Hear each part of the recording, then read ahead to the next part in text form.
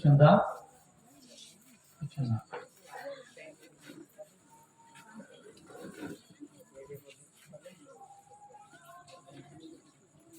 మంచిది ప్రియులరా, మంచి సమయానికి మనము వచ్చి ఉన్నాము.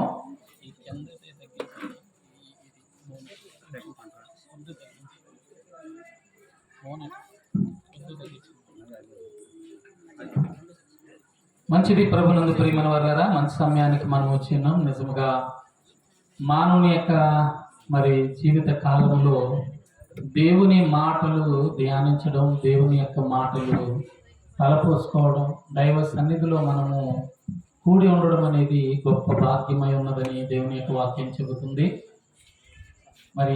ఎక్కడైతే ఇద్దరు ముగ్గురు నా నామాన్న కూడి ప్రార్థిస్తారో, లేకపోతే నన్ను స్తుతిస్తారో, వారి మధ్యలో నేను ఉన్నానని వాగ్దానం చేసిన నమ్మదగిన దేవుడు మన ప్రభు అయిన యేసుక్రీస్తు వారు. నమ్మిన వారు ఆమేన్ చెప్తారు. ఆయన మన మధ్యలో ఉండి ఆయన యొక్క ఉద్దేశాన్ని, ఆయన యొక్క ఆలోచనని మనకి తన లేఖనం ద్వారా తెలియజేస్తూ ఉన్నారు. ఈ సందర్భంలో వాక్య భాగాన్ని మనం చూసుకుందాం. భక్తుడు యేసుక్రీస్తు వారి ప్రియ శిష్యుడైనటువంటి యోహాను గారి ద్వారా మన కొరకై రాయించిన మాటలు.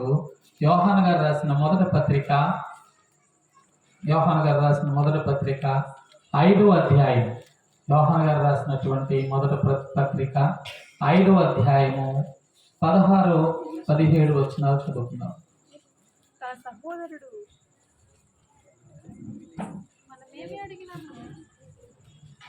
యోహాను గారు రాసిన మొదటి పత్రిక 5వ అధ్యాయము 16-17 వచనాలు. తన సహోదరుడు మరణకరము కాని పాపము చేయగా ఎవడైనను చూచిన ఎడల అతడు వేడుకొనును. అతనిని బట్టి దేవుడు మరణకరము కాని పాపము చేసిన వారికి జీవమును దయచేయును. మరణకరమైన పాపము కలదు, అట్టి దాన్ని గూర్చి వేడుకొనవలనని నేను చెప్పడం లేదు, కానీ సకల దుర్నీతి కూడా పాపము అయితే మరణకరమైన కానీ పాపము కలదు. దేవునికి స్తోత్రం.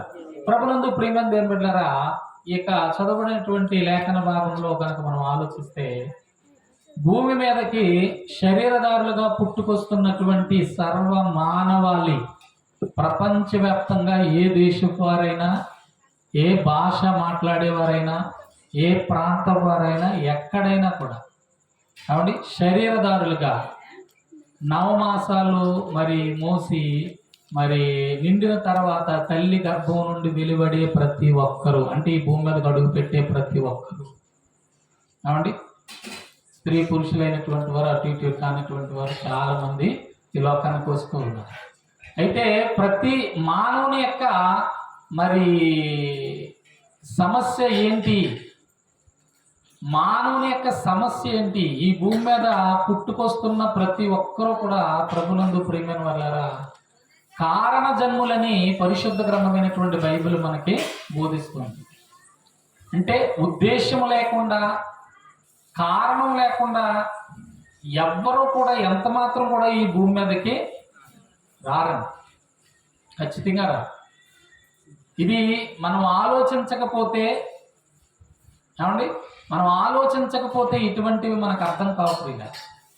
ఏదో అందరితో పాటు మనము పుట్టాం, అందరితో పాటు మనము బ్రతుకుతున్నాం, అందరిలాగే మనం కూడా ఏదో ప్రయాసపడుతున్నాం, అందరిలాగే రేపు పొద్దున్న అందరికి వచ్చినట్టే మనకి మరణం వస్తుంది, అక్కడతో వారు ఎలాగ వెళ్ళిపోతున్నారో మనం అలాగే వెళ్ళిపోతాం, ఇంతే బ్రతుకు అని అనుకుంటే గనక చాలా ప్రమాదం. ప్రభునందు చాలా ప్రమాదం. ఎందుకనంటే మనిషి పుట్టడానికి కారణం, మూలం దేవుడు. ప్రభునందు ప్రేమ లాజికల్గా ఆలోచించాలి ఇది. ఎందుకంటే చాలా మంది ఏమనుకుంటారంటే, తల్లిదండ్రులు కదా బిడ్డలను కనేది, దేవుడు ఏంటి అని చెప్పి చాలా మంది అనుకుంటారు. తల్లిదండ్రులే కనేది, కానీ వారి ద్వారా ఏమండి ఎవరినైతే భూమి మీదకి రప్పించాలని దేవుడు అనుకుంటున్నాడో బిడ్డల్ని, ఆ బిడ్డల్ని దేవుడు ఇస్తున్నాడని దేవుని వాక్యం చెప్తుంది. పూర్వం నుంచి నానుడు మీకు తెలుసు, మనందరికీ తెలిసిందే కదా. దేవుడు ఇవ్వకపోతే సంతానం అనేది రాదు. దేవుడు కనుక ఇస్తే దెయ్యాలైనా కూడా కనగలవని మన పెద్దల ముందు నుంచి కూడా పూర్వం నుంచి కూడా చెప్పేటువంటి సామెత మనకు తెలుసు. అయితే మానవుని పుట్టుకకు దేవుడే కారణము, దేవుడే మూలము అని ప్రతి ఒక్కరు కూడా గుర్తించాలి ప్రభునందు ప్రియమైన దేవుని బిడ్డ. ఎందుకనంటే మనిషి వచ్చేది దేవుడు పంపగా దేవుని దగ్గర నుండి ప్రభునందు ప్రియమైన వాళ్ళ. ఇక్కడికి వచ్చిన తర్వాత ఎటు మనం బ్రతకడానికి ఏవో ప్రయాసలు పడుతున్నాం, ఏవో పనిపాట్లు చేసుకుంటున్నాం. ఏమండి, ఈ ప్రయాసల్లో ఈ పనిపాట్లలో ఎన్నో మార్లు అలసిపోతున్నాం, ఎన్నో మార్లు కృంగిపోతున్నాం, ఎన్నో మార్లు బలహీనమైపోతున్నాం, ఎన్నో మార్లు ప్రమాదాల బారిన పడిపోతున్నాం, ఎన్నో మార్లు బలహీనతలు, వ్యాధులు, ఏమండి భయంకరమైన సమస్యలు ఎన్నో ఎన్నో ఎన్నో మనిషి ఏమండి అనుభవిస్తూనే ఉన్నాడు ప్రియుల. ఇలా అనుభవించేవారుగా ఏమండి వీటన్నిటిని అనుభవిస్తూ హాయిగా గడపాలి, హాయిగా బ్రతకాలి అనేటువంటి ప్రయత్నంలో ప్రతి ఒక్కరూ కూడా ప్రయాసపడేవారుగా ఉన్నారు. కానీ బ్రతుకు మాత్రం కొంతవరకు ఈ భూమి మీద మనకి దక్కుతుంది ప్రభునందు ప్రేమ వల్ల, కాదంటారా? ఏమండి, ఎంతటి బలవంతుడైనా, ఎంతటి జ్ఞానవంతుడైనా, ఏమండి ఎంతటి గొప్పవాడైనా కొంతకాలమే కదండి ఈ భూమి మీద ఉండగలిగేది, కొంతకాలమే కదండి బ్రతుకనేది ఈ భూమి మీద కొనసాగేది. ప్రభునందు ప్రియమైన వాళ్ళారా, ఆశ చూస్తే బారెడు కనబడతా ఉంటుంది. ఆశ చూస్తే బ్రతకాలన్న ఆశ బారెడు ఉంది, కానీ బ్రతకగలిగే అవకాశం కనీసం కనీసం ఏమాత్రం సూక్ష్మంగా చిన్న అవకాశం కూడా ఉండదండి. ఎందుకు అనంటే ప్రతి మనిషి మేధావులుగా కానివ్వండి, ఆలోచించి గొప్ప వ్యక్తులుగా ఉన్నవారు కానివ్వండి, ఇలా తమ బ్రతుకుల కోసం ఆలోచిస్తూనే ఆలోచిస్తూనే ఆలోచిస్తూనే వెళ్ళిపోతున్న వారు కనపడతారండి. ఆలోచిస్తూనే వెళ్ళిపోతా ఉన్నారు. ఎలాంటి ఆలోచన ఉంటుందంటే బ్రతుకుతున్నంతసేపు ఏం తినాలి, ఏం ధరించుకోవాలి, ఎలా బ్రతకాలి, ఏంటి పరిస్థితులు అనిపిస్తూ ఉంటుంది. ఏమండి, ఇలా ఎంతకాలం అయ్యా అంటే ఏదో మన ముందున్నటువంటి ఆ దినాలు ఉన్నాయి కదండి, దేవుడు ఇచ్చినటువంటి ఆయుష్కాలం ఉంది కదా, దాన్ని ఎలా గడపాలనేటువంటిదే బాధ, దాన్ని ఎలా గడపాలనేదే ఆలోచన.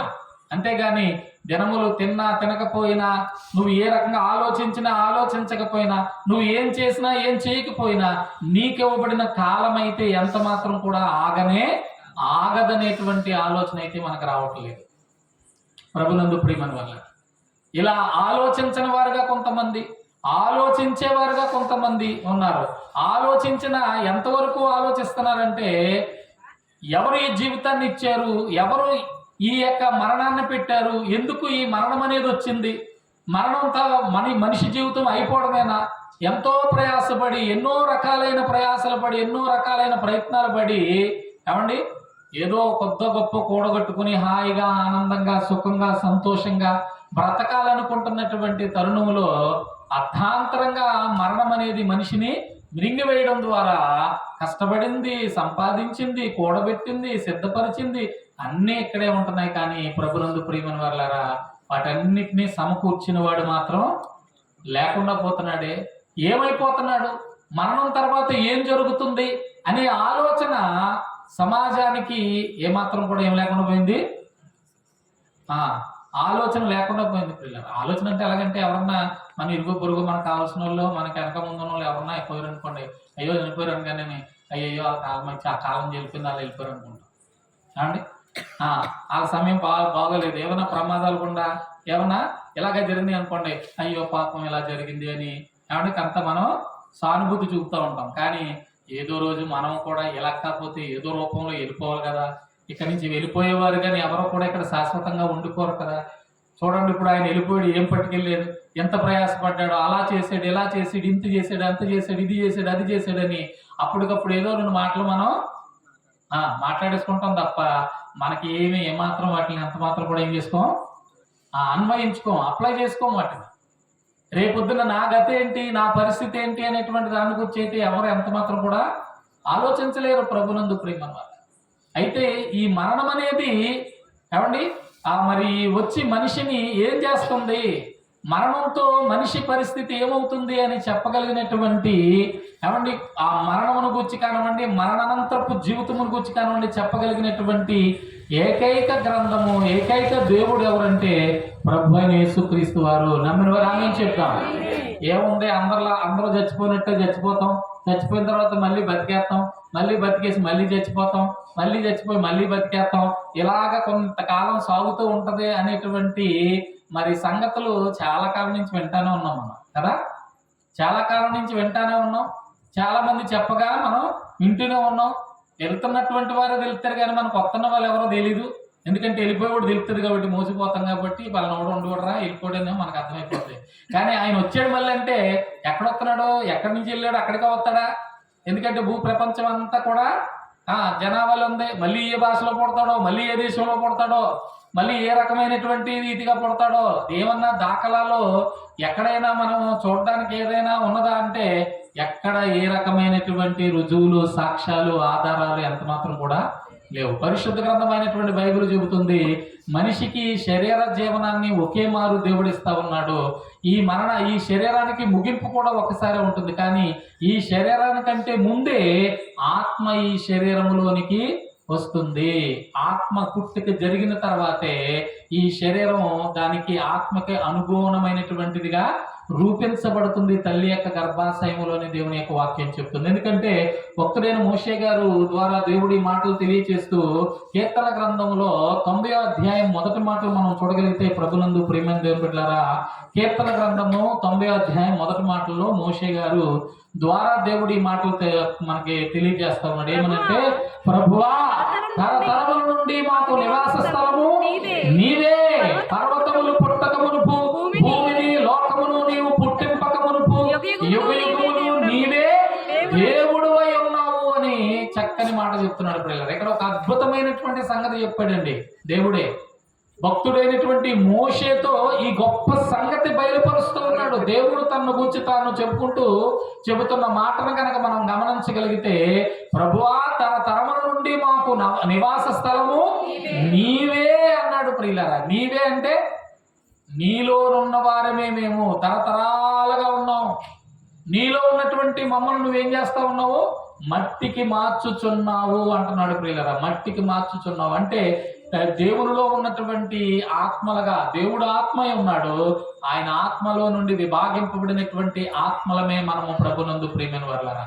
ఆ రీతిగా ఆయనే తనలో నుండి మనలను తీసి ఈ లోకానికి పంపుతున్నాడు. ఈ లోకంలో మనం బ్రతకాలంటే ఈ శరీరం, ఈ రక్తం, ఏమండి, ఈ రకమైనటువంటి అవయవ పరిస్థితులన్నీ కూడా మనకి కావాలి.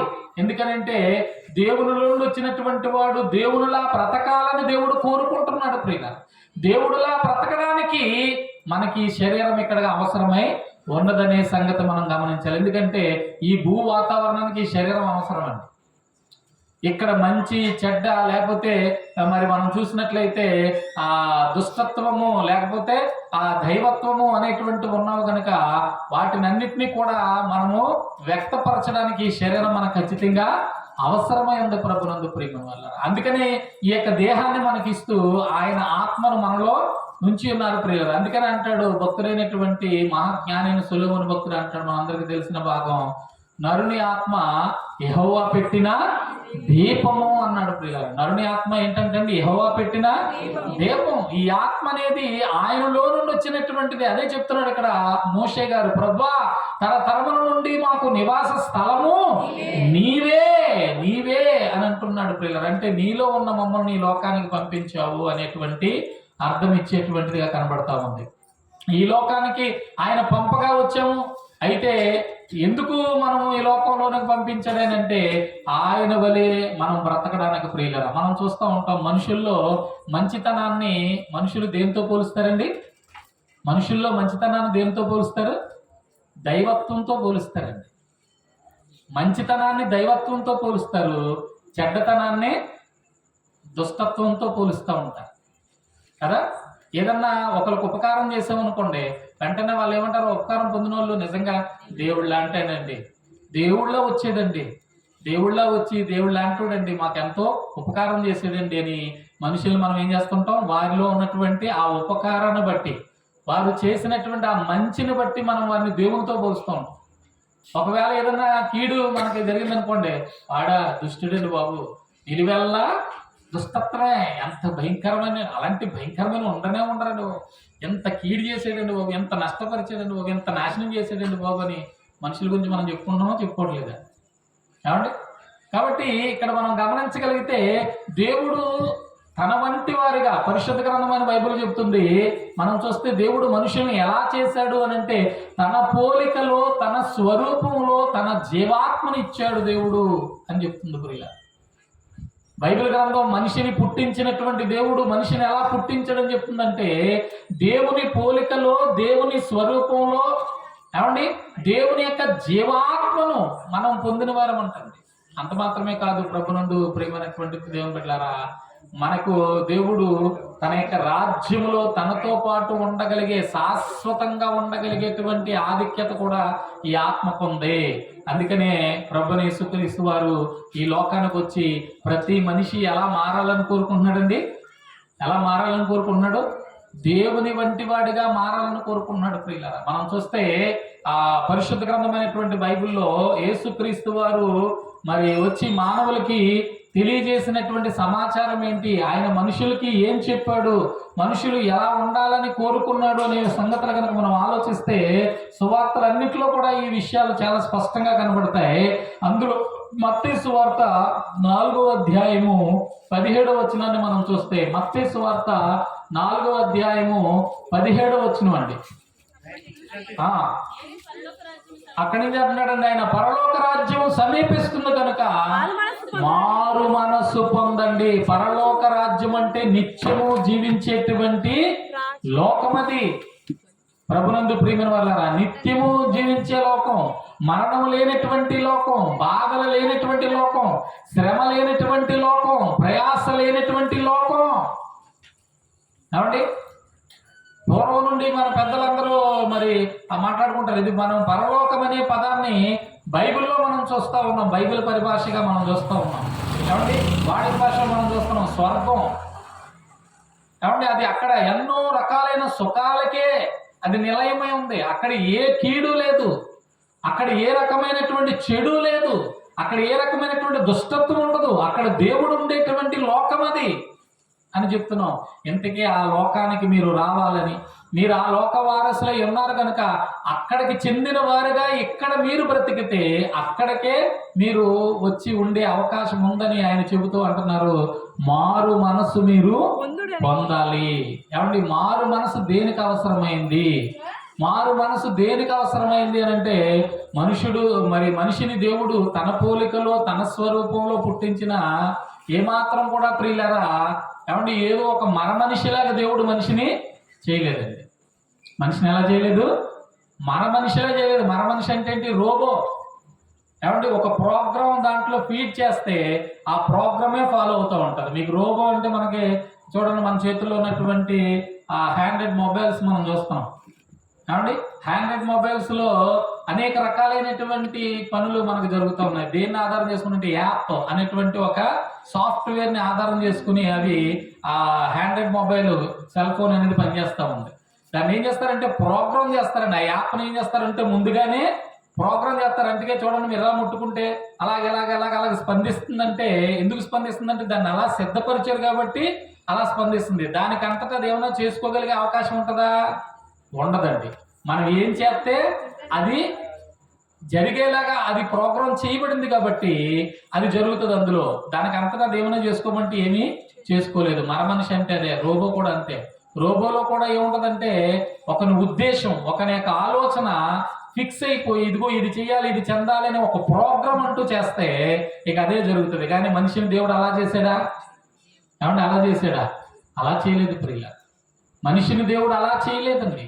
మనిషిని దేవుడు ఎలా చేశాడంటే స్వేచ్ఛాపరుడిగా చేశాడు, స్వతంత్రుడిగా చేశాడు ప్రియుల. ఏమండి, మంచి ఏంటో దేవుడు చెప్పాడు. ఏమండి, అలాగని చెడ్డ ఏంటో కూడా దేవుడు చెప్పాడు. మనిషి నిన్ను పుట్టిస్తా ఉన్నాను ఈ భూమి మీద, ఈ లోకంలో. ఇదిగో మంచి అంటే ఇది, చెడ్డ అంటే ఇది. అయితే నువ్వు మంచిగా వెళ్ళావంటే నీకో ఫలం ఉంటుంది, చెడ్డగా వెళ్ళావంటే దానికొక ఫలం ఉంటుంది. కాబట్టి నీకు నేను స్వేచ్ఛనిస్తున్నాను.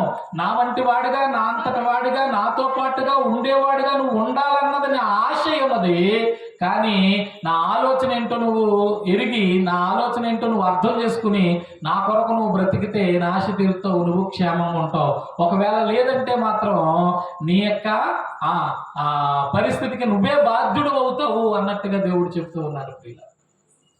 ఇక్కడ మనం చూడగలిగితే మనుషుడు నుండి దేవుడు ఏది కోరాడో అది ఆది నుండి కూడా మనుషులు చేయలేకపోయారు. ప్రియ, భూమి మీద తన పోలికలో చేసుకున్న మొట్టమొదటి, తన స్వహస్తాలతో చేసుకున్న మొట్టమొదటి మానవులు ఆదామొగలు, వారే దేవుని యొక్క చిత్తానికి, దేవుని ఇష్టానికి ఏం కాలపోయారు, లోబడి బ్రతకలేకపోయారు. ఆ కారణంగా వారు ఏమయ్యారంటే దేవుని దృష్టిలో ఏమండి చెడిపోయారు. దేవుని మాటను మీరారు. దేవుడు చెయ్యమన్నది చేయలేదు, దేవుడు వద్దన్న దాన్ని చేశారు. ఆ రకంగా దేవునికి ఏమైపోయారు, శత్రువులైపోయారు. ప్రియులరా, దేవుడు చెయ్యాలనుకున్న దాన్ని చెయ్యని వారుగా, దేవుడు వద్దన్న దాన్ని చేసిన వారుగా దేవుని దృష్టిలో చెడిపోయారు. ఆ చెడిపోయిన విధానాన్నే ఇక్కడ ఏమంటాడంటే పాపము అన్నాడు. ప్రియులరా, ఏమండి చెడ్డదాన్నే పర్యాయ పదంగా మనం ఆలోచన చేస్తే చెడ్డకున్నటువంటి మరొక పేరేంటి, పాపం. ఆ పాపం అంటే ఆ చెడు మనిషిని ఎలాగైతే ఏమండి చెరిపేసి పాడు చేసి వాడిని నష్టపరుస్తుందో, అదేవిధంగా పాపం అనేది కూడా మనిషిని ఏం చేస్తా ఉంది, పాడు చేస్తా ఉంది. మనిషిని ఏం చేస్తా ఉందంటే నాశనానికి తీసుకెళ్ళిపోతుంది. ప్రభునందు ప్రియమైనటువంటి వారు, పాపం అనేది ఏం చేస్తుందంటే నాశనానికి. నాశనం అంటే నిత్య నాశనం, అంటే దేవునికి శాశ్వతంగా దూరం అయిపోయి, దేవునికి శాశ్వతంగా దక్కనవాడిగా అయిపోయి, ఏమండి భూమి మీద బ్రతికేటువంటి కాలంలో ప్రయాసలేంటి, భూమి మీద బ్రతికేటువంటి కాలంలో సమస్యలేంటి అనే దానికంటే ఏమండి మరణానంతరం ఈ పాపం వల్ల వచ్చేటువంటి ఆ భయంకరమైన శిక్ష ఏదైతే ఉందో అది చాలా భయంకరమైనదని దేవుని వాక్యం చెప్తుంది. దాని గురించి దేవుడు మాట్లాడుతూ చెప్పింది ఏంటంటే, అక్కడ పరిస్థితి ఎలా ఉంటుందంటే అగ్ని ఆరకుండా, ఈ పురుగు చావకుండా భయంకరమైన యాతన ఉంటది అన్నాడు. ప్రియుల, ఎందుకంటే కళ్ళ ముందు జరుగుతున్నటువంటి పరిస్థితులు మనం చూస్తూ ఉంటే ఏమండి చూడండి, ఏదైనా జీవి అది బ్రతుకుండగా ఏదైనా నిప్పుల్లో పడేసాం అనుకోండి, ఏమవుద్ది ఏమండి, క్షణమాత్రంలో అది మాడిపోద్ది. ప్రియులారా, అది కాదు వాస్తవంగా అంతటి నిప్పుల కుంపట్లో మనం పడినా మన పరిస్థితి అయినా అలాగే అయిపోద్ది. కానీ ఇక్కడ మనం చూస్తే మనిషి ఈ రకమైనటువంటి తప్పు చేసేసాడు. ఆ తప్పుల్లో నుంచి మరి ఆ శిక్షను తెచ్చేసుకున్నాడు. ఆ శిక్ష నుండి తప్పించుకోవడానికి అవకాశాన్ని, ఆ మార్గాన్ని మనిషి అన్వేషించేవాడిగా లేడు. ప్రియులారా, అయితే ఇక్కడ మనిషి చేసినటువంటి తప్పుల్లో రెండు ప్రధానమైనటువంటివిగా మనకు కనబడతా ఉన్నాయి. బైబిల్ పరిభాషలో చెప్తే వాటిని పాపము అనేటువంటి పేరుతో పిలుస్తూ ఉన్నాం. పాపం పాపం అని చాలా మట్టుకు మనలో ప్రతి ఒక్కరు కూడా చెప్పుకుంటున్నారు. అందులోకి క్రైస్తవులు ఎక్కువ ఈ పదాన్ని జపిస్తూ ఉంటారు. ఏమండి, ప్రతి ఒక్కరు కూడా పాపం పాపం అనేటువంటి దాని గురించి మాట్లాడతారు. కానీ క్రైస్తవులు అయితే మరీ ఎక్కువగా మాట్లాడతాం. ఉదయం లేచిన కాడి నుంచి మనం పండుకునే వరకు దైవ తలంపుల్లో కనుక ఉన్నాం అనుకోండి, ఆలోచన పాపపు ఆలోచనలు ఉండేలా ఉన్నాయి, పాపపు వినికుడు ఉన్నట్టుగా ఉంది, పాపపు దృష్టి ఉంటుంది, లేకపోతే పాపపు మరి మాటలు ఉంటాయి, పాపపు చర్యలు ఉంటాయి, పాపపు నడతలు ఉంటాయి అని ఇది చేయడం పాపమేమో, అది చేయడం పాపమేమో అని పాపం పాపం పాపం అనేటువంటి ఈ తీవ్రమైనటువంటి దైవ వ్యతిరేకమైనటువంటి ఈ యొక్క పరిస్థితిని మనము పదే పదే తలపోసుకునే వారంగా ఉంటాం. ప్రియ, అయితే బైబిల్ అయితే పాపానికి నిర్వచనం చాలా స్పష్టంగా చెప్పింది. కానీ నేటికి కూడా సమాజంలో చాలా మందికి అసలు పాపం అంటే ఏంటి అనేది తెలియకుండానే ఉంది. ప్రియులారా, పాపం పాపం అని అంటున్నారు కదా, వాస్తవానికి పాపం అంటే ఏంటి, ఏ పాపం ప్రమాదకరమైంది? ఇక్కడ రెండు పాపాల గురించి చెప్పాడు యేసుక్రీస్తు వారు. యోహాను గారు చెప్పినటువంటి మాటలు ఏమన్నాడండి, సకల దుర్నీతి పాపమే అని చెప్పాడు. ఏమండి, అయితే మరణకరం కాని పాపం ఉందని, మరణకరమైనటువంటి పాపం ఉందని కూడా చెప్పాడు. మరణకరమ కాని పాపం అంటే ఏంటి, మరణకరమైనటువంటి పాపం అంటే ఏంటి, అసలు పాపం అంటే ఏంటి అనేటువంటి దాన్ని కనుక మనం ఆలోచిస్తే ఇదే గ్రంథకర్త యోహాను గారు రాసినటువంటి ఆ మొదటి పత్రికలోనే చూడండి 3వ అధ్యాయంలో మనం ఈ యొక్క మాట చూస్తాం 4వ వచనంలో. పాపము చేయి ప్రతివాడు మొదటి యోహాను గారు రాసిన పత్రిక 3వ అధ్యాయము 4వ వచనాన్ని చూస్తే ఇక్కడ అంటున్నాడు, పాపానికి అర్థం చెప్తున్నాడు. What is sin, what is sin అనేటువంటి ఆ పాపం అంటే ఏంటి అనే దానికి ఏమండి సమాధానంగా దేవుడు చెప్తున్న మాట ఇక్కడ మనం చూస్తే అంటున్నాడు కదా, పాపము చేయి ప్రతివాడు పాపము చేసే ప్రతి ఒక్కడు ఆజ్ఞను అతిక్రమిస్తున్నాడు. ఆజ్ఞ అతిక్రమమే పాపము అన్నాడు ప్రియుల. ఆజ్ఞ అతిక్రమమే పాపము. ఇంతకీ ఆజ్ఞ అంటే ఏంటి? ఒక కట్టడ, ఇంకా చెప్పాలంటే ఒకని నిర్ణయం. ఇంకా మీకు తేలిక అర్థం అవడం కోసం చెప్తున్నాను, ఒకని ఇష్టము. అంటే ఎవరిదండి ఈ ఆజ్ఞ? ఎవరిది ఈ ఆజ్ఞ? ఎవరిది? లేకపోతే ఈ కట్టడ ఎవరిది? ఈ నియమం ఎవరిది అని మనం ఆలోచిస్తే, ఎవరైతే మన కొరకు ఈ సృష్టిని కలుగు చేశారో, కనిపించే పైనున్న ఆకాశమును, మనం నివసించడానికి నివాసయోగ్యమైన భూలోకాన్ని, ఏమండి ఈ ఆకాశానికి భూమికి, ఏమండి ఈ భూమి మీద మనం బ్రతకడానికి మనకు అవసరమైన చక్కని గాలిని, చక్కని నీటిని, వాటి ద్వారా వెలువడేటువంటి చక్కని ఆహార పదార్థాలని, చక్కటి ఏమండి వాతావరణాన్ని ఈ భూమి మీద మనం బ్రతకడానికి దేవుడు కలుగ చేశాడే, ఆయనదేనండి ఆజ్ఞ, ఆయనదే శాసనం, ఆయనదే నిర్ణయం. ప్రభునందు ప్రియమైన వారు, చాలా మటుకు చాలా మంది కేవలం ఈ భూమి మీద బ్రతికినంత కాలం దేవుడు అవసరం మనకుంది కనుక ఈ బతుకులో మనకు దేవుడు కావాలి అనేటువంటి ఆలోచనలో చాలా మంది ఉంటారు. ఆ దేవుణ్ణి మనము ఏమంటే వశపరచుకోవడానికి, లేకపోతే ఆ దేవుని దయను మనం పొందడానికి, ఆ దేవుని కృపను మనం పొందడానికి, ఏమంటే ఆయన ఏదో రకంగా మెప్పించాలి, ఏదో రకంగా ఆయన ఒప్పించాలన్నట్టుగా మనం భక్తి చేస్తూ ఉంటుంటామండి. భక్తిని ఎలా చేస్తుంటాం అంటే, చక్కగా మనం వినయ భయభక్తులతో ఏదో ఒకటి తీసుకొచ్చి, దేవుడా ఇదిగో నువ్వు ఇది తీసుకుని, ఇదిగో నీ కుమార్తె నన్ను దర్శించు, నీ కుమారుని నన్ను దర్శించు, లేకపోతే నా వంకొకసారి చూడు, నా పరిస్థితి ఒకసారి ఆలోచించు, ఇదిగో నేను ఈ బాధలో ఉన్నాను, ఈ బలహీనతలో ఉన్నాను, ఈ కష్టంలో ఉన్నాను, ఈ అవసరంలో ఉన్నాను, ఇలాంటి పరిస్థితిలో ఉన్నాను, దేవుడా నా వంక చూడయ్యా బాబు, లేకపోతే నన్ను దర్శించయ్యా బాబు అని చెప్పి మన ఆలోచనలో ప్రియులరా ఏదో ఒకటి దేవునికి చేసి, ఏమండి ఏదో ఒకటి దేవునికి చేసి దేవుని అనుగ్రహాన్ని పొందాలి అనేటువంటి ప్రయత్నంగా మనం చేస్తూ ఉంటుంటాం. వాస్తవానికి దేవుడు ఈ భూమి మీద ఉన్నంత వరకు కాదండి, అసలు ఈ భూమి మీదకి రప్పించిన వాడే దేవుడు. మనం ఈ భూమి మీదకి శరీరధారులుగా రావడానికి కారణమే, మూలమే దేవుడు. దేవుని యొక్క వాక్యం చెప్తుంది. మనం చూస్తే కీర్తన గ్రంథంలో ఆయన మాట్లాడుతూ 100వ అధ్యాయము, కీర్తన గ్రంథము 100వ అధ్యాయం 3వ వచనాన్ని కనుక మనం చూడగలిగితే, ప్రభునందు ప్రియమైన దేవుని బిడ్డలారా ఈ విధంగా రాయబడింది చూడండి, మనం చూడగలుగుతాం. కీర్తన గ్రంథం 100వ అధ్యాయము 3వ వచనంలో అంటున్నాడు, యెహోవాయే దేవుడని తెలుసుకోండి, ఆయనే మనలను పుట్టించెను, ఆయనే మనల్ని పుట్టించెను అంటే ఆయనే మనల్ని కన్నాడు, ఆయనే మనల్ని సృజించెను, ఆయనే మనల్ని కలుగజేశానని అర్థం. ప్రభునందు ప్రియమైన వారలారా, ఆయనే మనల్ని పుట్టించెను, మనము ఆయనకు చెందినవారు. మనం ఎవరికి చెందినవారు? దేవునికి చెందినవారు. మనం పుట్టించిన దేవునికి చెందినవారు అండి. మనం పుట్టించిన దేవునికి చెందినవారు అండి. మనం పుట్టించిన తల్లిదండ్రులకు చెందినవారు కాదండి. మనం అనంటారు కదంటారా మనలో అన్నమాట. మన కట్టుకున్న వారికి చెందినవారం కాదండి మనం, లేకపోతే మన కన్న వారికి చెందిన వారం కాదండి మనం. ఎందుకంటే వాళ్ళకి చెందిన వారిని అయితే వాళ్ళని విడిచిపెట్టే పరిస్థితి ఉండదు కదా. కానీ ఈరోజు మనం ఆలోచిస్తే, మన కన్నవారు మనతో పాటు ఉండగలుగుతారా? అన్నీ మనతో పాటు పంచుకోగలుగుతారా? ఏదో మనం ఉన్నంతసేపు ఏమండి ఆ ఉన్నంతసేపు ఏదో కలోగంది ఏదో పంచుకు తినగలమేమో తప్ప వాళ్ళు మనతో శాశ్వత కాలం ఉండలేరు. ఎందుకంటే ఆ బంధం, వాళ్ళతో ఉండే బంధం శాశ్వతం కాదు, అది నిజం కాదు. అలా శరీరధారులుగా ఇక్కడ మనం బ్రతకడానికి ఒకరికి ఒకరు తోడుగా, ఏమంటే ఆయన నిర్ణయించినంత కాలము, ఆయన కొరకు బ్రతికే కాలంలో ప్రభునందు ప్రియమైన వారలారా తోడుగా ఒకరికి ఒకరు తోడుగా పెట్టాడు తప్ప ఎవరి రక్షణ వారిదే, ఎవరి యొక్క పరిధి వారిదే, ఎవరి యొక్క పరిస్థితులు వారివే. ఇక్కడ ఉన్నంతసేపే అన్న, చెల్లి, తమ్ముడు, అక్క, భార్య, భర్త, బిడ్డలు, ఈ బంధాలన్నీ. కానీ వాస్తవానికి వీళ్ళందరికంటే మొదటి బంధం ఎవరితో మనకుందో తెలుసా? ఎవరితో అండి? దేవునితో. తల్లిదండ్రులు మనల్ని కన్నారు కాబట్టి వాళ్ళతో బంధం ఉందనుకుంటున్నాం మనం. కానీ మన తల్లిదండ్రులు కన్నది ఎవరు మరి? ఏమండి మన తల్లిదండ్రులు కన్నది వాళ్ళ తల్లిదండ్రులు అవుతారు.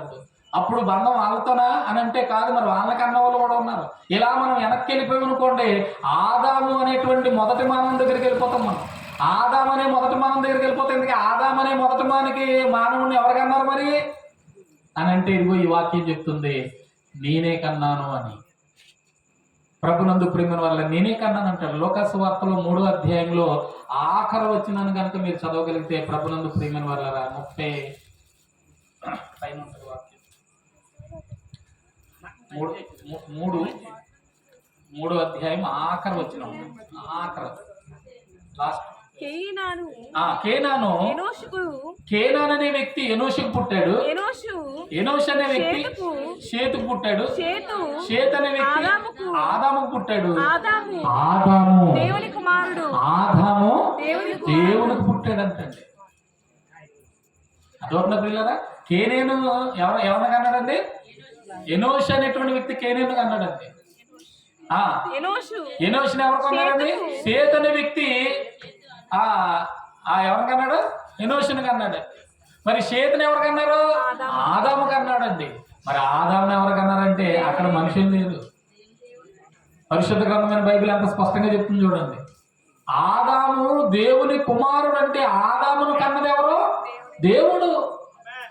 ప్రభునందు ప్రియమైన వల్ల ఆదామనే మొట్టమొదటి మనిషిని దేవుడు కన్నానని చెప్తున్నాడు. అదే ఇక్కడ చెప్తున్నాడు. ఏమన్నాడంటే యెహోవాయే దేవుడని తెలుసుకోండి, ఎందుకంటే ఆయనే మనుషులను పుట్టించేవాడు.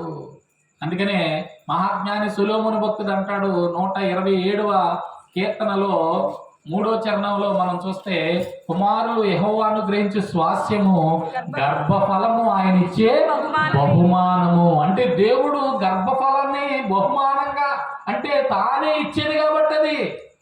అందుకనే భక్తుడైనటువంటి దావీదు గారు అంటాడు ప్రభునందు ప్రియమైన వల్ల 139వ కీర్తన మనం చూస్తే 13, 14 చరణాలు అంటాడు, నా అంతరింద్రియములను నీవే కలుగ చేసేటివి, నా తల్లి గర్భములో నన్ను నిర్మించిన వాడువు నీవే.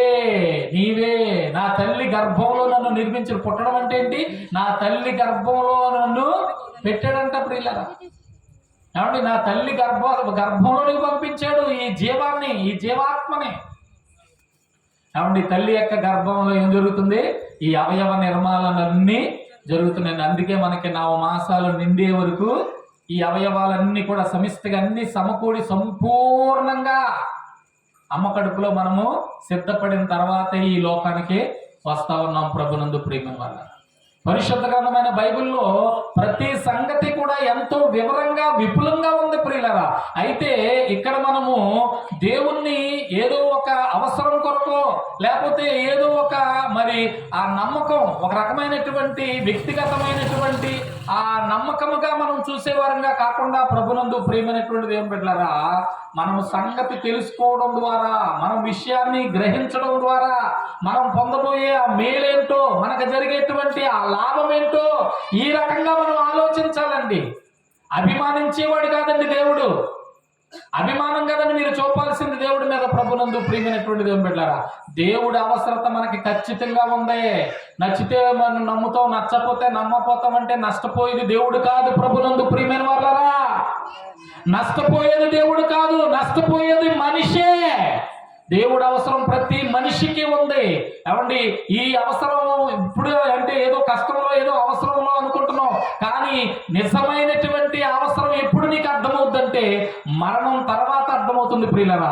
ఆ మరణం తర్వాత నీకు తెలిసినా నువ్వు ఆ యొక్క పరిస్థితి నువ్వు మరి ఏమాత్రం కూడా ఆ భయంకర పరిస్థితులు తప్పించుకునే అవకాశం లేదు. కాబట్టి ఇక్కడే ఇప్పుడే ఈ సంగతులు ఆలోచిస్తూనే వ్రాయబడినటువంటి దైవ సంబంధమైనటువంటి సమాచారాన్ని లోతుగా అధ్యయనం ద్వారా మనం ఆలోచించి ఒక మంచి నిర్ణయాన్ని, ఒక మంచి ఆలోచనని మనం తీసుకోవాల్సినటువంటి అవసరత ఉంది అని దేవుని యొక్క వాక్యం చెబుతుంది ప్రియులరా. ఇక్కడ అంటున్నాడు సకల దుర్నీతి పాపమే. అయితే ఇక్కడ మనం చూస్తే 2 పాపాలు కనబడతా ఉన్నాయి. ఎలాంటి పాపం అది అంటే క్షమించబడే పాపం, క్షమాపణ లేనటువంటి పాపం. క్షమించబడే పాపాలు అనేటువంటివి దేవుడు అందరినీ క్షమించేస్తాడు అనుకుంటున్నాడు. మనుషులు కూడా క్షమించేవి, అందరూ క్షమించేటువంటివి అదే. ఏంటా పాపాలంటే, పాపం అంటే మనం ఏమనుకుంటున్నాం చెప్పండి? పాపం అంటే మనం ఏమనుకుంటాం? పాపం అంటే ఏమనుకుంటున్నాం? మనకు తెలిసిన పాపాలు ఏంటి? మనకు తెలిసిన పాపాలు ఏంటండి? అబద్ధాలు ఆడటము, ఏమండి, లేకపోతే ఒకరిని మోసం చేయడము, ఒకరి మీద మనం లేనిపోని పుట్టించడము, లేకపోతే ఒకరిని మనం పాడు చేసే ప్రయత్నం చేయడము, లేకపోతే ఒక దొంగతనం చేయడము, ఇలాంటివన్నీ కూడా మనం ఏమిటి దేని కింద వస్తాయి? పాపం లోక చట్టం కూడా దాన్ని ఏమంటుంది, తప్పే అంటుంది. తప్పు అంటుందా లేదా? కాబట్టి లోక చట్టం కూడా ఏమంటుందంటే మనిషికి అన్ని రకాలైన స్వేచ్ఛలు ఉన్నప్పటికీ కూడా ఎదుటి మనిషి యొక్క మనోభావాలు దెబ్బతినేలాగా నువ్వు కనీసం నీ మాట అన్నా కూడా అతనికి నొప్పించకుండా చూసుకోవాలి. తెలుసా మీకు? ఒకవేళ మాటలతో నొప్పించినా కూడా అదేంటి, మన చట్టమే చెప్తుంది అది. కొన్ని మాటలు మనం ఇష్టం వచ్చినప్పుడు నోరు పడేసుకున్నాం అనుకోండి, అవతలకి కానీ కాలేదు అనుకోండి, మనం అన్న మాటలు తీసుకెళ్ళి లోపలెట్టే వెళ్ళి స్టేషన్లో కేసు ఎత్తాడు అనుకోండి, మనం తీసుకెళ్ళి లోపలెట్టే పరిస్థితులు ఉన్నాయా లేవా? ఏంటి మాటలు అనుకున్నందుకే మరి మనోభావాలు దెబ్బతింటాయి మరి. అవండి కొన్ని మాటలు మనం ఆడగలిగేంత సమర్థత మనకున్నా, ఆడగలిగే అవకాశం ఆడగలిగేటువంటి పరిస్థితులు సామర్థ్యత మనకున్నా ఆడకూడదు మనం. ఎందుకంటే అది మనకు ప్రమాదం. కొన్ని మనం చేయగలిగేటువంటివి అవి ఉన్నా అవి చేయకూడదు మనం, అవి మనకు ప్రమాదం. ఇలా మనం ఆలోచిస్తే మనుషుడు అనుకునే పాపం ఉంది, అది క్షమించబడుతుంది అంటున్నాడు. అది క్షమించబడుతుంది. దురలవాట్లకు గురైపోతున్నారండి చాలా మంది. మరి వారి యొక్క కుటుంబ సభ్యులు, వారి తల్లిదండ్రులు, వారు కట్టుకున్నటువంటి వారు, వారి కన్నబిడ్డలైనటువంటి వారు దురలవాట్లకు గురైపోయినటువంటి వారిని భరిస్తలేదా? భరిస్తలేదా? వాళ్ళని అప్పులు తీర్చుకోవట్లేదా? వారితో ప్రేమగా మెలుగుతలేదా? ప్రభునందు ప్రియమైన ఎందుకని? అది తప్పని తెలిసినా, దాన్ని ఖండించాలని తెలిసినా కూడా ఏం చేస్తారంటే అది వ్యసనం. కాబట్టి ఏం చేస్తాం, మనవాడే కదా అని భరించేటువంటి పరిస్థితులకి మనం వస్తూ ఉంటుంటాం. కానీ ఇక్కడ మనం చూస్తే పాపాల్లో ఒక పాపము క్షమించే పాపం అన్నాడు. క్షమించే పాపంలోకి ఏమొస్తాయంటే ఇలా మనం బయట అనుకున్నవన్నీ వచ్చేస్తాయండి. అది ఎవరన్నా క్షమించేస్తారండి. దొంగతనాలు చేస్తూ ఉన్నటువంటి వాడు దొరికే వరకు దొంగ అండి. దొరికిన తర్వాత వాడికి శిక్ష పడిపోయి, ఆడు చేసిన దొంగతనాలకు శిక్ష పడిపోయిన తర్వాత చట్టం కూడా ఏం చేస్తుంది? మీరేమనకండి? మీరేమనకండి?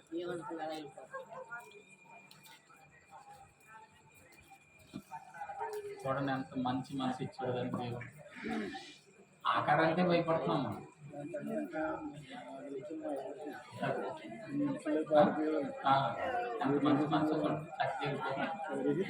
రైట్.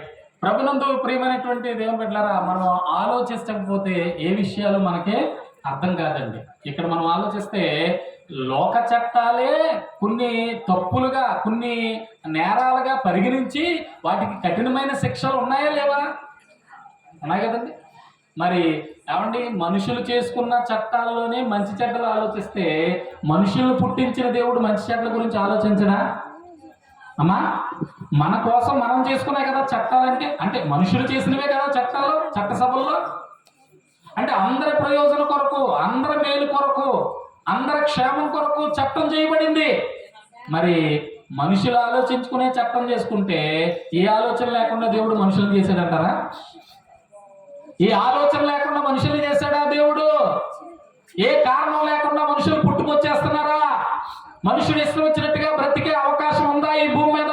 ఇష్టం వచ్చినట్టుగా అంటే ఎవరిని నష్టపరిచినా, ఎవరిని బాధ పెట్టినా, తనను బాధపరుచుకున్నా, తనను నష్టపరుచుకుంటున్నా, ఇలాగా ఏ రకమైనటువంటి ఉపయోగం లేనటువంటి వాడుగా, ఎందుకు పనికిరానటువంటి వాడుగా, ఏదో ఈ భూమి మీద కొంతకాలం తనకి ఇష్టం వచ్చినట్టుగా బ్రతకడానికి మాత్రమేనా దేవుడు బ్రతికినిచ్చింది?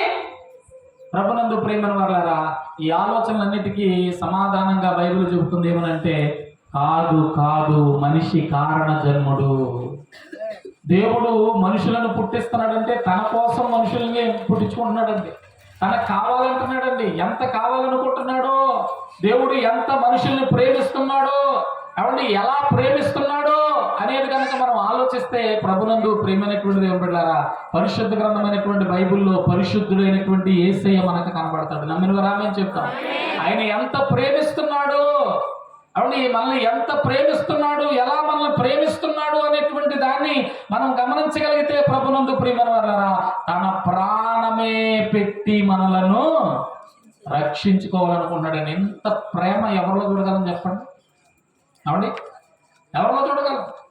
మనుషులు ప్రియులరా, ప్రారంభం నుండి కూడా మనం చూస్తే దేవుడిచ్చినటువంటి స్వేచ్ఛను, దేవుడిచ్చినటువంటి స్వతంత్రతను ఏం చేసుకున్నారో పాడు చేసుకున్నారండి. ఎలా పాడు చేసుకున్నారంటే, ఏమండి, మనిషిని దేవుడు చక్కగా మనం చూసినట్లయితే, ఏమండి, ఏమి ఎరగని వాడిని ఈ లోకానికి పంపిస్తున్నాడు. ఎలా పంపుతున్నాడండి? ఎలా వస్తున్నారండి? మనుషులందరూ ఎలా వస్తున్నారు? ఈ భూమి మీదకి ఎలా వస్తున్నారు? పసికందులుగా వస్తున్నారు. ఆ పసిబిడ్డలకి ఏం తెలుసు? ఏం చెప్పి పంపుతున్నాడు ఆయన? ఏమండి, వాళ్ళు ఏది తెలుసుకున్నా, ఏది వారు మరి నేర్చుకున్నా, ఏది వారు చేస్తామన్నా దేన్ని బట్టి చేస్తున్నారు? వారి అలవాటును బట్టి. ఏమండి, వారి అలవాటును బట్టి, వారి యొక్క నిర్ణయాన్ని బట్టి, వారి ఆలోచన బట్టి, వారి యొక్క ఆశలను బట్టి, వారి యొక్క కోరికలను బట్టి. అదే కదా దేవుడు శరీరధారులుగా పంపేటప్పుడు ఎలా పంపుతున్నాడు? తల్లి గర్భంలో నుంచి ఏమీ తెలియని వారుగా వస్తున్నారు. కానీ ఇక్కడికి వచ్చిన తర్వాత ఏమండి, వారికి దినాల్లో పెరుగుతున్నప్పుడు దేవుడు ఆ దినాల్లో వారికి జ్ఞానాన్ని ఇస్తా ఉన్నాడు. వారికి ఇచ్చినటువంటి జ్ఞానాన్ని బట్టి తల్లి ఎవరో గుర్తుపడుతున్నాం, తండ్రి ఎవరో గుర్తుపడుతున్నాం, ఏమండి అయిన వాళ్ళు ఎవరో గుర్తుపడుతున్నాం. మన పూర్వాలు, మన భాష వారు, మన పరిస్థితులు, మన స్థితిగతులు ఇవన్నీ కూడా మనము మన ఎదుగుదలలో ఏం చేస్తున్నాం? నేర్చుకుంటూనే వస్తా ఉన్నాం. ఇలా ఎన్నో సంగతులు నేర్చుకుంటూ వచ్చేటువంటి మనుషుడు కేవలం ఒక భయంకరమైనటువంటి పరిస్థితికి రాకపోతున్నాడండి. ఎక్కడంటే తన్ను పుట్టించిన దేవుని దగ్గరికి వచ్చినప్పటికే మనిషికి ఏం లేకుండా పోయింది? ఆలోచన లేకుండా పోయింది, అవగాహన లేకుండా పోయింది. ఒక రకంగా చెప్పాలంటే ధ్యాస లేదు.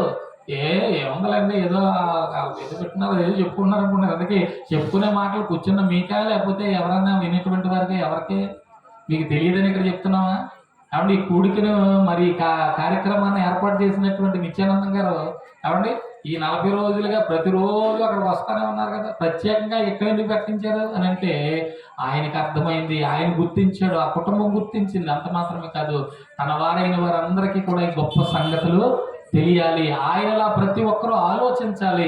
ఆ నిజమైనటువంటి రక్షకుడు ఎవరో, లోకాలని సృష్టించిన సృష్టికర్త ఎవరో, మానవులు కలిగి చేసిన దేవుడు ఎవరో, ఈ బ్రతుకును దేవుడు ఎందుకు ఇచ్చాడో, మరణం తర్వాత ఎంత భయంకరమైనటువంటి ప్రమాదం అనేది మనిషికి పొంచి ఉందో, ఈ గొప్ప సంగతులన్నీ మనం తలపోసుకోవడానికే ప్రభునందు ప్రేమ వల్ల చాలా మట్టుకు చాలా మంది ఏమనుకుంటున్నారంటే ఏదో మనం దేవుణ్ణి పొగడడానికి చేసే పని, దేవుణ్ణి మెప్పించడానికి చేసే పని అనుకుంటున్నారు. నిజమే, నిజానికి దేవుడు పొగడతలు కోరుకునేవాడు కాదు. మనం పొగిడితే ఏమండి ఉబ్బిపోయేవాడు అయితే మనం ఎంత గొప్పలు అంటే మనం పొగడడానికి ఆయన్ని మన మంచితనం గురించి, మన గొప్పతనం గురించి మనమే చెప్పుకోవాలి. ఏమంటారు? అంతేనా కాదంటారా? మన మంచితనం, మన గొప్పతనం మనకే తెలుసు. నేను ఎంత మంచి ఉండో నాకు తెలుసు, మీకేం తెలుసు? ఏమండి, నాలో మంచి ఎంతో, నాలో చెడ్డ ఎంతో నాలో లోపల ఉంటుంది. నేను ప్రవర్తించేటప్పుడు గొప్ప చక్కగా ప్రవర్తింటుంటాను. అంటే నా మీద చెప్పుకున్నానంటే ఇంకో కాబట్టి ఎవరి మీద చెప్తే మీరు బాధపడతలేదు. ప్రతి మనిషిలోని కూడా 2 క్యారెక్టర్లు ఉంటాయి. ఏంటి? గుడ్ అండ్ బ్యాడ్ క్యారెక్టర్స్ ఉంటాయి. సమయ సందర్భాలను బట్టి బ్యాడ్ వస్తుంది, సమయ సందర్భాలను బట్టి గుడ్ వస్తుంది.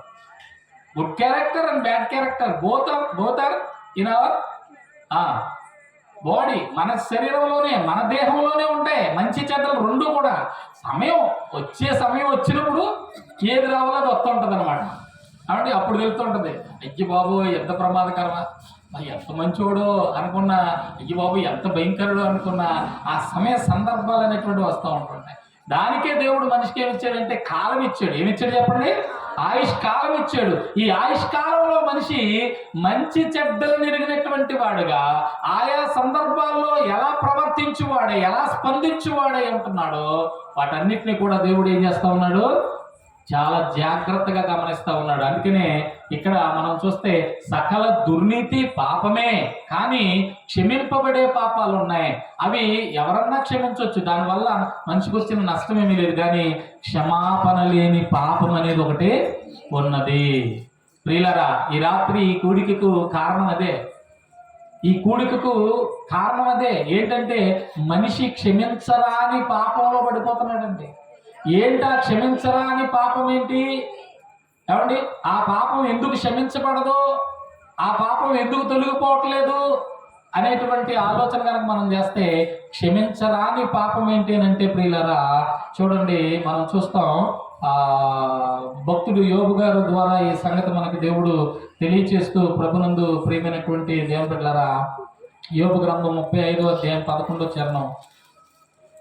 యోబు గ్రంథం 35 అధ్యాయం 11 చరణంలో ఉన్నటువంటి మాట. భూజంతువుల కంటే ఉమ్, మనకు ఎక్కువ బుద్ధి నేర్పుచు ఆ, ఆకాశ పక్షుల కంటే ఆ. మనకు ఎక్కువ జ్ఞానము కలుగజేయు. చూడండి, ఎందుకది క్షమించరాని పాపమయ్యిందో మనకు తెలియాలి. అందుకని ఇక్కడ సూటిగా రాశాడు. ఏమన్నాడంటే ఈ సకల జీవకూట అంతట్లో కూడా అత్యంత ప్రాముఖ్యమైన వాడు, అత్యంత గొప్పవాడు ఎవరంటే మనిషే. ఎందుకంటే భూజంతులకు లేనటువంటి బుద్ధి, ఆకాశ పక్షులకు లేనటువంటి జ్ఞానము ఎవరికి ఉంది? ఒక్క మనిషికే ఉంది. ఒకవేళ మీరు అనుకోవచ్చు మనకంటే అయ్యే బుద్ధిగా ముసులుతున్నాయని అని అనుకోవచ్చు. కానీ వాటి బుద్ధి అనేది వాటికి స్వతహాగా మనకలాగా తెచ్చుకోవడానికి మానుకోవడానికి లేదండి. మంచి చెడ్డలు వాటికి తెలియదండి. విచక్షణ అనేది వాటికి ఉండదండి. వాటికి కూడా ఏమైందంటే జీవరాశి అంతటికే ప్రోగ్రామ్, నేను చెప్పాను కదా, రోబో ఒక ప్రోగ్రామ్ చేయబడి ఉందంటే గడ్డి మేయాలి నువ్వంటే గడ్డే. ఏంటి కడుపు నింపుకోవడానికి ఏదైతే ఉందే దానికి ఏం లేదు, రుచితో లేదు, శుభ్రంతో లేదు, కాబట్టి దేనితో కూడా దానికి పని లేదు. ఉందా చెప్పండి, ఉందా? లేదు. ఉందనుకున్న మనకు బుర్ర ఉంది కాబట్టి మనకు అర్థమవుతుంది, దానికి అర్థం కావట్లేదు. కాబట్టి ఒక పండు ఏదన్నా పాడైపోయినప్పుడు మనం తినడానికి పనికిరాదు అనుకున్నప్పుడు తీసి, కాబట్టి ఏ ఆవుకో ఏ ఎద్దుకో లేకపోతే ఏ మేక్కో ఏ గొరుకో దేనికో దానికి పెట్టాం అనుకోండి, ఎరా బుద్ధి లేదా, నువ్వు చూసుకున్నావు కదా, నీకు పనికిరాదు అనుకున్నావు కదా, నాకెట్టు నేను ఎందుకు తింటాను దీన్ని అని అంటదా? అమ్మ అందించిందే తడుగా లటుక్కుమని లోపల వేసేసుకుంటాం. అరే అది కుళ్ళిపోయింది, దాంట్లో పురుగులు ఉన్నాయి, అది వాసన కొడుతుంది, అది పాడైపోయింది. బుద్ధి ఉంటే తెలిసింది దానికి. బుద్ధి ఉందంటారా? ఉండదు. అందుకే చూడండి కొన్ని సందర్భాలు అదే అనిపిస్తుంటుంది. మనమేమో చచ్చిపోయి ఎక్కడున్నా ముక్కు మూసుకుని బాబు ఏంటి అంత పంపు అనుకుంటుంటాం. కానీ అలాంటి కుళ్ళిపోయిన వాటినే ఎంత లొట్టలేసుకుని తినే జీవరాశులు ఉన్నాయో వాటికి ఏం తెలుస్తుందంటారా? ఏం తెలియదు. అదే వాటికి ఏదో పంచపర్వాణాలు పెట్టినట్టు ఇక్కడి నుంచి తీసుకెళ్ళి అక్కడ పెట్టుకుని, అక్కడి నుంచి తీసుకెళ్ళి ఎక్కడ పెట్టుకుని దేనికి దొరకకుండా అంతా అదే తినేయాలనేటువంటి ఆలోచనతో పొడుచుకుని కొరుక్కుని తినే జీవరాశులు లేవా? ఆలోచిస్తున్నాయి. అవి జ్ఞానం ఉందంటారా? వాటికి బుద్ధి ఉందంటారా? వాటికి చిన్న పిల్లోడు చెప్పేస్తాడు, చిన్న పిల్లోడు తెలుస్తుంది. అంటే మనిషికి దేవుడు ఎంత ప్రాముఖ్యత ఇచ్చాడో, ఎలాంటి ప్రాధాన్యత ఇచ్చాడో మనకు అర్థం కావాలి. ఎంతటి జ్ఞానము, ఎంతటి బుద్ధి దేనికి ఇచ్చాడు? ఇక్కడ సుఖంగా, హాయిగా, ఆనందంగా, ఏమండి చక్కగా ఈ శరీర అవయవాల యొక్క కోరికలన్నీ తీర్చుకుంటూ, ఈ శరీర అవయవాల ఆశలన్నీ తీర్చుకుంటూ, ఎలా పడితే అలా బ్రతికేసి ఆలమయాలను ముంచేసి రకరకాలుగా పాడు చేసేసి రకరకాలుగా నాశనం చేసేసి, ఏమండి మనిషి ఇష్టారాజ్యంగా బ్రతుకుతాడనా? అందుకా బ్రతుకు, అందుకా దేవుడు ఇచ్చింది బ్రతుకు. బుద్ధిని జ్ఞానాన్ని దేవుడు అందుకిచ్చాడా? దీనిలో అక్కడ మనం చూస్తే దానికి కారణం చెప్తాడు. ఇదిగో నీకు బుద్ధి ఎందుకు ఇవ్వబడిందో తెలుసా? నీకు బుద్ధి ఎందుకు ఇవ్వబడిందో తెలుసా? లేక నీకు జ్ఞానం ఎందుకు ఇవ్వబడిందో తెలుసా? ఈ బుద్ధితో ఈ జ్ఞానంతో నువ్వేం చేయాలో తెలుసా? నన్ను పుట్టించిన దేవుడు ఎక్కడనే ఎవరని నువ్వు తెలుసుకోవడానికే. నమ్మిన వారు ఆమె చెప్తా.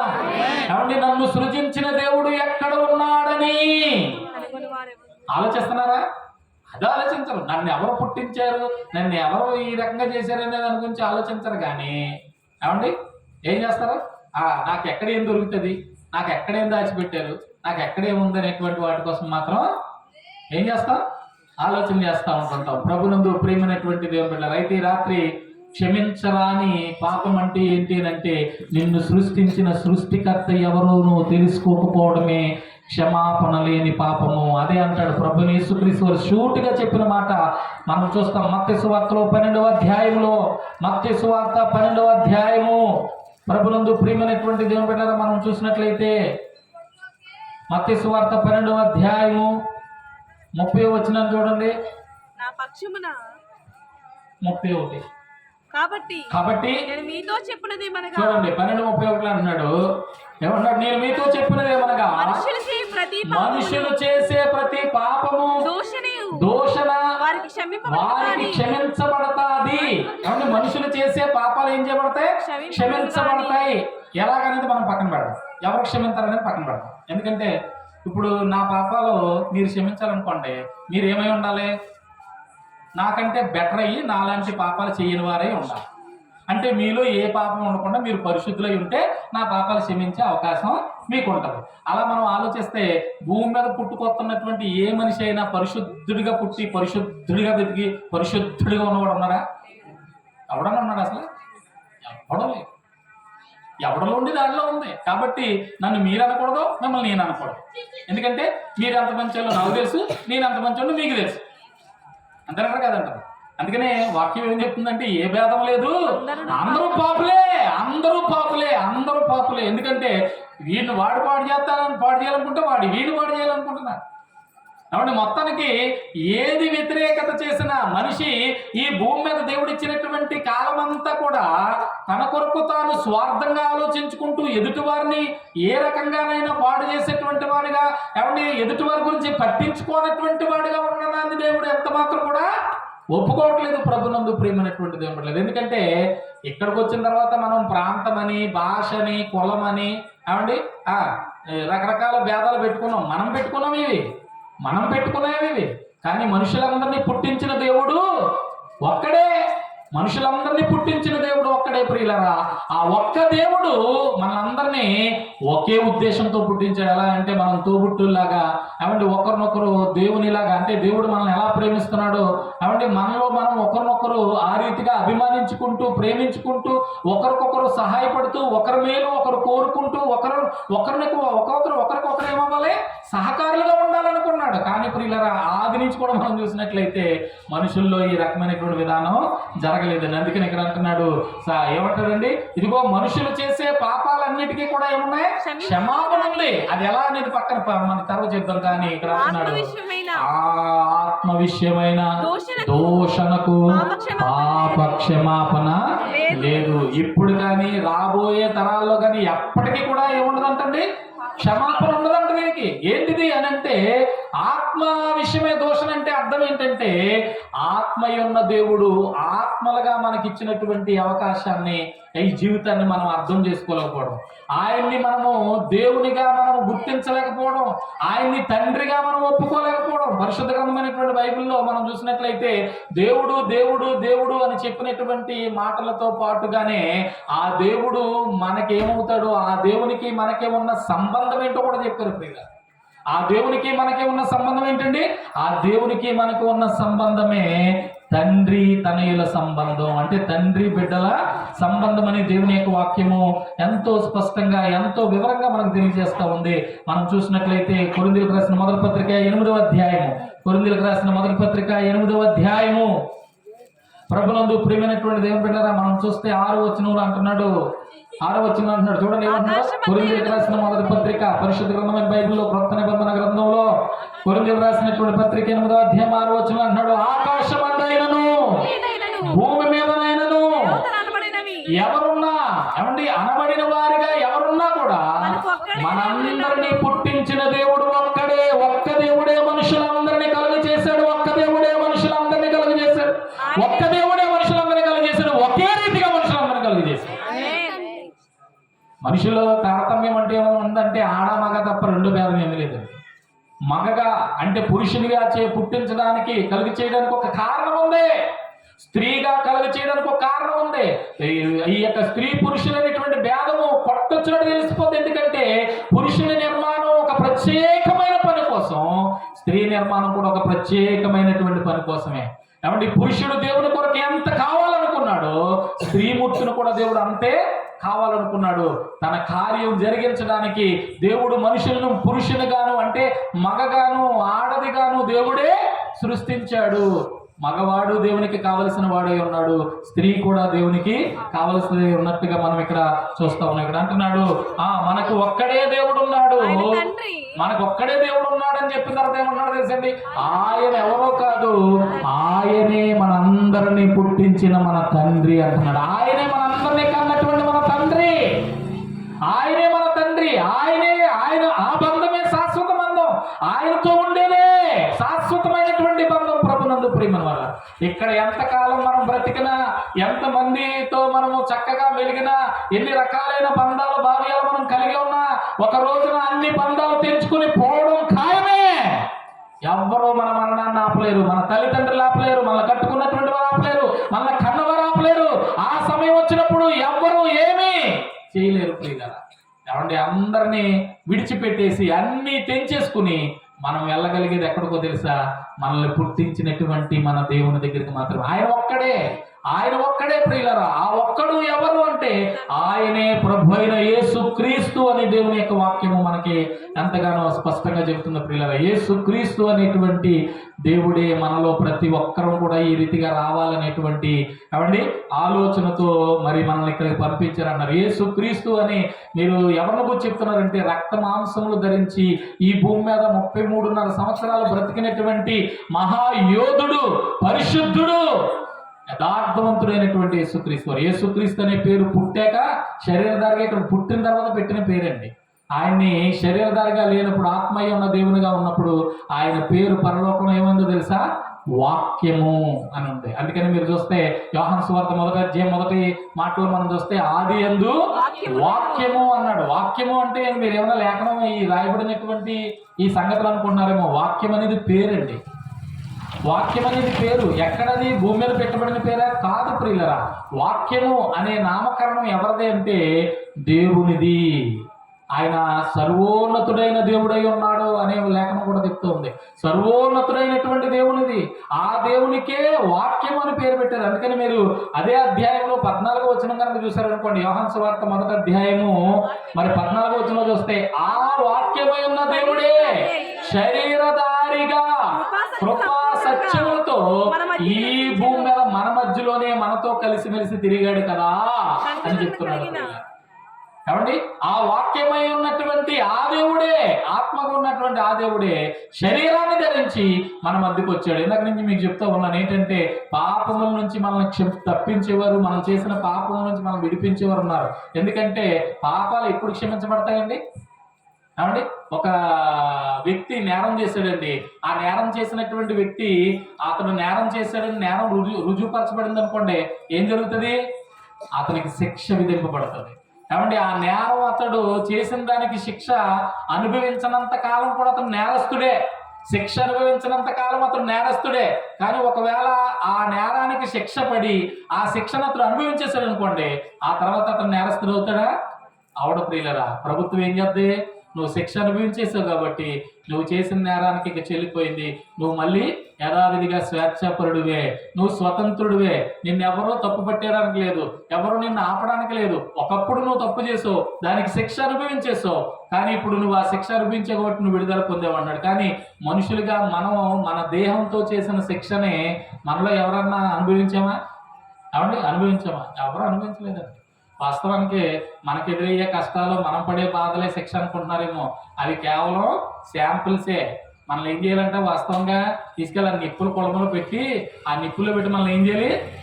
మండించాలి. అది వాస్తవానికి మన యొక్క కర్మ వల్ల మనం పొందుకునేటువంటి శిక్ష. మన కర్మ వల్ల, కర్మ అంటే క్రియల వల్ల మనం పొందే శిక్ష ఏదైతే ఉందో అది మనం తీసుకెళ్ళి మంటల్లో పెట్టి మళ్ళా మార్చాల్సినటువంటి శిక్ష. కానీ వాస్తవానికి ఆ శిక్షలోకి మనం వెళ్ళామనుకోండి, తిరిగి వచ్చే అవకాశం మనలో ఎవరికి కూడా లేదు. కనుకే ఆ పరిశుద్ధుడైన యేసుక్రీస్తు వారు తానే ఈ లోకానికి వచ్చి మనందరి యొక్క పాపముల కొరకై తాను ఏం చేశాడు?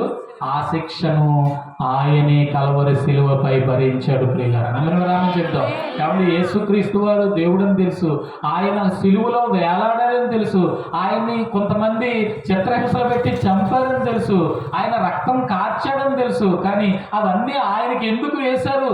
అవన్నీ మనుషులే కదా ఆయనకి చేశారు. అవన్నీ మనుషులే ఆయనకి చేస్తే ఎందుకు చేశారు?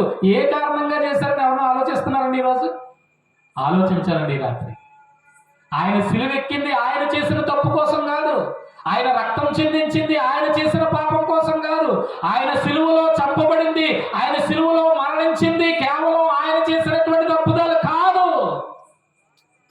మరొకటి మనం ఆలోచించాల్సింది, అదేంటో తెలుసా మీకు? అవునండి, మనందరి పాపాల కోసం అంటున్నారు కదా. అందరి పాపాల కోసం కాబట్టి ఎవరో పట్టుకుని ఆయన్ని బంధించి చంపారని మీరు అనుకుంటున్నారా? అసలు ఎవరైనా ఆయన పట్టుకుని బంధించి చంపగలరా? అలాంటి అవకాశం ఏమైనా ఉంటుంది? అసలు ఆలోచించండి. ఒక సందర్భంలో ఆయన ఆ శిష్యుల్ని, మీరు వెళ్ళండి ప్రయాణమయ్యి, నేను మీ వెనక వస్తానులే, ఇంకా మీరు ప్రయాణంలో వెళ్ళండి అని చెప్పి బోట్ ఎక్కి పంపించేశాడు. పంపించేస్తే వాళ్ళు బోట్లో వెళ్తా ఉన్నారు గమ్యం కోసం. కాబట్టి ఆ రోజు ప్రయాణాలు పడవ ప్రయాణాలు, బోట్ ప్రయాణాలు కదా.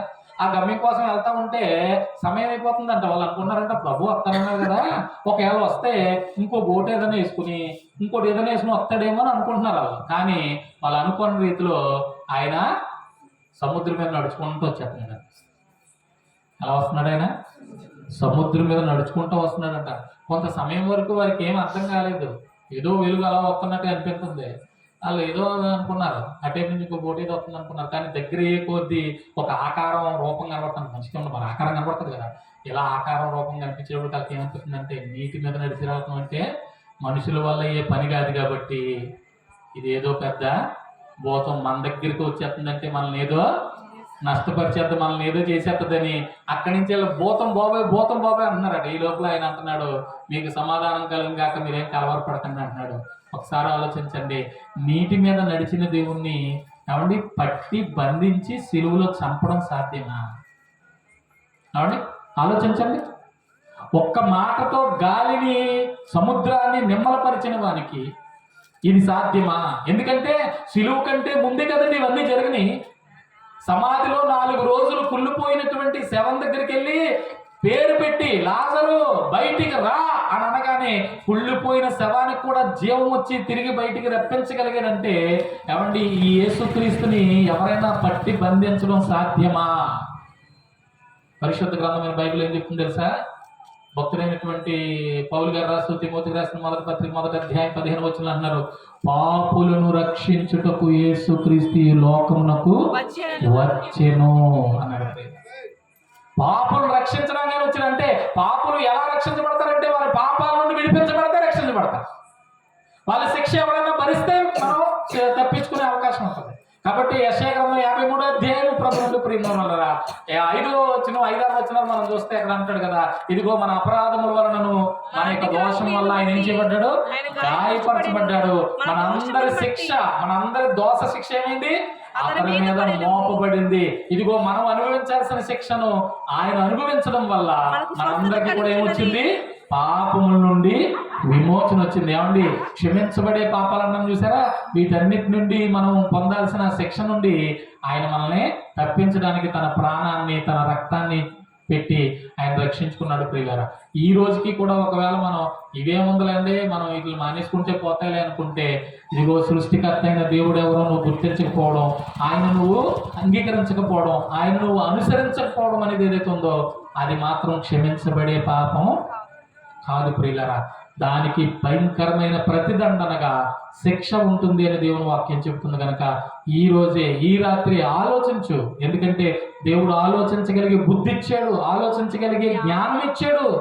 ఈ జ్ఞానము ఈ బుద్ధితో ఏం తినాలి, ఏం సంపాదించుకోవాలి, ఎలా సుఖపడాలి అనుకుంటున్నావు. కానీ ఎంత తిన్నా ఏం సంపాదించుకున్నా ఎంత సుఖపడినా ఒక రోజున మరణం మాత్రం ఖాయం. మరణంతో నీ గమ్యానికి నువ్వు చేరిపోవడం కూడా ఖాయమే. కనుక ప్రభునందు ప్రియమైన దేవుని బిడ్డలారా, మరణించక ముందే, చావు మన దగ్గరికి రాకముందే, ఏమంటే ఆ మరణం అనేది మనల్ని మింగివేయక ముందే మనల్ని సృష్టించిన సృష్టికర్త యేసుక్రీస్తుని, ఆయనే మనలను పుట్టించారని, ఆయన వలే మనం బ్రతకాలని ఆయన కోరుకుంటున్నారని, అందుకే మనకి ఆయుష్ అనే అవకాశం ఇచ్చాడని, ఆ అవకాశం ఇచ్చిన దేవుడు మనం ఎప్పుడు ఆయన గుర్తిస్తామో, ఎప్పుడు ఆయన మనం వెంబడిస్తామో, ఎప్పుడు ఆయన వలే మనం మారతామో అని ఎదురు చూస్తూ ప్రియులారా, ఆయన గుర్తించడానికి, ఆయన మనం తెలుసుకోవడానికే ఈ రీతిగా ఆయన మనకు తనను తానే ప్రత్యక్షపరుచుకుంటున్నాడు.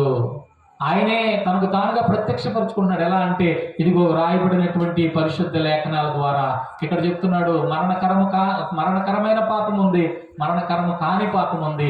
ఏ పాపము నుండి నిన్ను రక్షించగలిగిన వాడు, ఏ పాపం నుండి నిన్ను తప్పించగలిగిన వాడు, నీకు నిత్య జీవాన్ని, శాశ్వత జీవాన్ని ఇవ్వగలిగిన వాడు, ఆ పరలోకాన్ని నీకు అనుగ్రహించగలిగిన వాడు యేసుక్రీస్తు వారు మాత్రమే. ఎలా అంటే ఎవరైతే నన్ను ఎలా రక్షించగలడు అనుకుంటున్నారో, ఎవరైతే నన్ను ఎలా మరి విడిపించగలడు అనుకున్నారో, ఎలా రక్షించగలడో, ఎలా విడిపించగలడో అనుకునే వారికి సమాధానంగానే కలువరి సిలువ అనేది ఉంది ప్రియులారా. ఆయన సిలువలో వేలాడుతూ మరి కార్చిన రక్తము తన చేసిన పాపం కాదు. ఎవరు నన్ను రక్షిస్తారని, నేను ఎలా రక్షించబడతాను అనుకుంటున్నావో అలా అనుకునే నీ కోసమే, నా కోసమే ప్రభునందు ప్రియమైన ఆయన చేసిన తప్పు కాదు, నేను చేసిన తప్పే, మనుషులు చేసిన తప్పుల వల్లే ఆయన కల్వరి శిలువలో మరణించాడు. కాబట్టి ఎవరైతే ఆయన్ని రక్షకునిగా అంగీకరించి నా పాపములకు మరి ఆయన బలి నొందితే ఆయనే నా దేవుడు, ఆయనే నా రక్షకుడని ఎవరైతే ఆయన అంగీకరించి ఆయన మార్గాన్ని అనుసరిస్తారో వారందరినీ కూడా ఆయన హక్కును చేర్చుకుని నిత్య రాజ్యాన్ని అనగా పరలోక రాజ్యాన్ని ఇవ్వడానికి ఆయన సిద్ధంగా ఉన్నాడు. మరి ఈ రాత్రి ఆయన్ని మీరు చేర్చుకోవడానికి, ఆయన అంగీకరించడానికి, ఆయన స్వీకరించడానికి మనసు కలిగిన వారుగా ఉన్నారా? ప్రియమైన దేవుని బిడ్డారా, ఒకవేళ అటువంటి మనసు మీకుంటే గనక ఇప్పుడే ఈ రాత్రే మరి ఒక్క మాట ప్రభువుకు మీరు చెప్పండి. ప్రభా యేసయ్యా, ఇదిగో మరి మా యొక్క పాపములో, మా యొక్క అపరాధములో అనేక రకాలు మేము చేసినవి మేము జ్ఞప్తి పెట్టుకోలేనటువంటివి, లేకపోతే ఎన్ని చేసామో ఎలా చేసామో మాకే తెలియనటువంటి భయంకరమైన ఘోర పాపములు ఎన్నో చేసాం బాబు. అయితే వీటికి శిక్ష మేము అనుభవించలేనటువంటి పరిస్థితిలో ఉండగా నీవు మా కొరకు చేసిన గొప్ప త్యాగము, నువ్వు చేసినటువంటి బలియాగము గొప్పదని విన్నామయ్యా. ఇదిగో ఇప్పుడే మరి ఒప్పుకుంటున్నాం, ఇప్పుడే మేము స్వీకరిస్తా ఉన్నాం. ఇప్పుడే మమ్మల్ని మీరు మరి దర్శించండి, ఇప్పుడే మమ్మల్ని దర్శించండి, మమ్మల్ని బలపరచండి, మా శిక్ష నుండి అయ్యా మా యొక్క ఉగ్రతను మమ్మల్ని తప్పించండి అని ఒకవేళ కనుక మనం ఆయన్ని బ్రతిమలాడగలిగితే, ఆయనకు మొరపెట్టగలిగితే, ఒక్క మాట ఆయనకు మనం చెప్పగలిగితే, ప్రభునందు ప్రియమైన దేవుని బిడ్డారా, ఇప్పుడే మనల్ని క్షమించి మనల్ని రక్షించి మనలను బలపరిచి ఆ ఉన్నత రాజ్యం కొరకు సిద్ధపరచడానికి ఆయన సిద్ధంగా ఉన్నాడు. కనుక మరి ఎవరైతే ఆలోచన కలిగిన వారుగా ఉన్నారో వారందరి కొరకై మనం ప్రార్థన చేద్దాం. దేవుడు వారిని దర్శించి వారికి కూడా గొప్ప రక్షణ అనుగ్రహించాలని మన మధ్యనటువంటి తల్లి గారు పెదపాశ్రం గారు పరజోతం గారు ప్రార్థన చేస్తారు. సకల ఆశీర్వాదాలు